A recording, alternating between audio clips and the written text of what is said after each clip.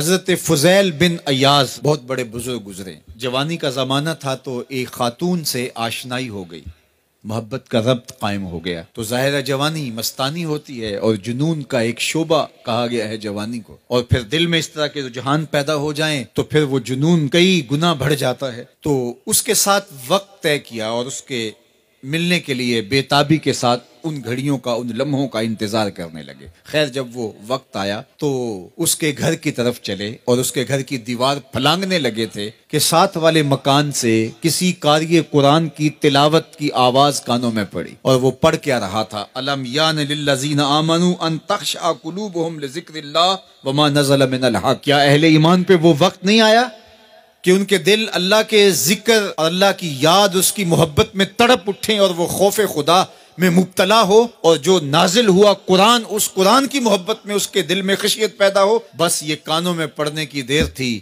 کہ دوبارہ گلی میں چھلانگ لگائی اور کہا میرے اوپر وہ وقت آ گیا ہے، اور جنگلوں کو روتے ہوئے نکلے. اور حضرت فضیل بن ایاز پھر ولیوں کے امام قرار پائے.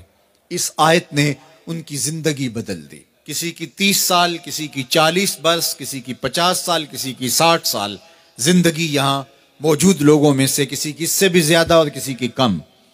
اس آیت کریمہ کو ذرا اپنے اوپر وارد کریں تو اللہ ہمیں نصیب کر دے کہ ہمارے دل تیرے خوف سے کانپ اٹھے اور تیری خشیت سے ہمارے دل لرز اٹھیں، اور قرآن کے ساتھ ہمارا ربط مضبوط اور مستحکم ہو جائے، اور ہم یہ اقرار کرتے ہوئے تیرے حضور حاضر ہو جائیں، مالک وہ وقت آ گیا ہے کہ ہمارے دل تیری یاد سے، تیری محبت سے، تیرے پیار سے مالا مال ہو گئے، اور اپنی باقی زندگی ہم تیرے پیار میں، تیری محبت میں اور تیری یاد میں بسر کریں گے. حدیث پاک میں آتا ہے کہ اگر کوئی شخص اللہ کے خوف سے رویا اور اللہ کے خوف سے رونے کی وجہ سے اس کی پلکوں کے بالوں میں سے ایک بال کی جڑ گیلی ہو گئی تو قیامت کے دن وہ بال کھڑا ہو جائے گا، اللہ یا تو مجھے نکال لے یا اسے جنت عطا فرما دے. تو اللہ جل شانہ اس بال کو تو آنکھ سے نہیں نوچے گا، بلکہ اس شخص کو اللہ جنت عطا فرما دے گا. اللہ اکبر. گناہگار کی آنکھ کا پانی اللہ کے غصے کی آگ کو ٹھنڈا کر دیتا ہے. اس لیے ہمیں رونے کا کہا گیا، فَلْيَضْحَكُوا قَلِيلًا وَلْيَبْكُوا كَثِيرًا. اللہ اکبر. ارشاد فرمایا کہ تھوڑا ہنسا کرو، زیادہ رویا کرو. صحابہ کو ہنستے ہوئے دیکھا تو آقا کریم علیہ السلام نے فرمایا کہ تمہارے تک اللہ کی امان نہیں پہنچی اور تم ہنس رہے ہو. عرض کی حضور اس کا کفارہ؟ تو فرمایا اس کا کفارہ یہ ہے کہ جتنا ہنسے ہو اتنا ہی تمہیں رونا پڑے گا. میں اور آپ ذرا اپنی زندگی پر غور و تدبر کریں. ہماری زندگی میں ہنسنا زیادہ ہے یا رونا زیادہ ہے؟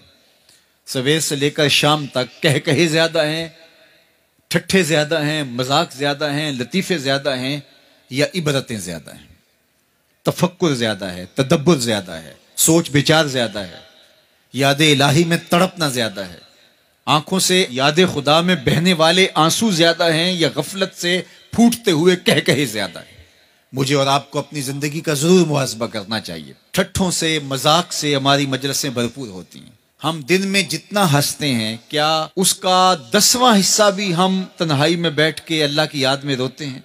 اگر ایسا ہے تو مبارک ہو، اور اگر ایسا نہیں ہے تو اللہ سے آنسو مانگو، اللہ سے درد مانگو، اس کی یاد میں رونا مانگو، اس کے ذکر میں تڑپنا مانگو، اس کی محبت میں بے تابیاں مانگو، آنسو مانگو، سسکیاں مانگو. تڑپنے پھڑکنے کی توفیق دے، دل مرتضی سوز صدیق دے. اس کے حضور عرض کرو کہ مالک ہمیں تڑپ دے، ہمیں سوز و گداز دے، ہمیں کیف و سرور کی دنیا نصیب فرما دے، ہماری آنکھوں کو آنسوؤں کا جمال عطا کر دے. اور اگر ہماری آنکھوں میں آنسو نہیں ہیں، ہمارے پاس کہے ہیں، کہتے ہیں جو ہنستا ہوا گناہ کرے گا وہ روتا ہوا جہنم میں جائے گا، اور جس نے یہاں دکھ سہے، تکلیفیں سہی، آلام سہے، اس کے بدلے میں اللہ تعالیٰ اس کو وہاں راحتیں عطا فرمائے گا. فرمایا کہ مومن کے پاؤں میں کانٹا بھی چبھے تو اللہ جل شانہ اس کا صلہ بھی اس کو قیامت کے دن عطا فرمائے گا. تو یہ جو تفکرات ہیں، یہ جو دکھ آتے ہیں، یہ جو تکلیفیں آتی ہیں، مصائب آتے ہیں، مشکلات آتی ہیں، اذیتیں ہمیں پہنچتی ہیں، تو اس پر صبر کرنا چاہیے اور اللہ کا شکر ادا کرنا چاہیے کہ ہم ان مصائب سے گزر رہے ہیں، ان مشکلوں سے گزر رہے ہیں.